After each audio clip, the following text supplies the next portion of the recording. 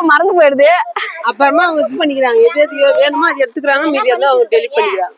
நாங்கெல்லாம் விழுந்து கீழே டீச்சர் வாத்தியார் பிள்ளைங்க எல்லாருமே விழுந்து தான் போறாங்க, கை கால அடிபட்டு தான் போறாங்க. இது ஒன்றும் கண்டினியூ மழை பெஞ்சிச்சுன்னா பசங்க எல்லாம் ஸ்கூலுக்கு போக போறதில்ல.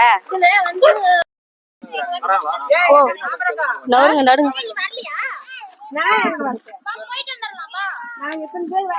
சரி இரு, அதுக்கே சொல்றதுக்கே வராரு. அவங்க கம்ப்ளைண்ட் கொடுக்கறதுக்கு தான் வந்தாங்களாம். வந்துடுறாரு.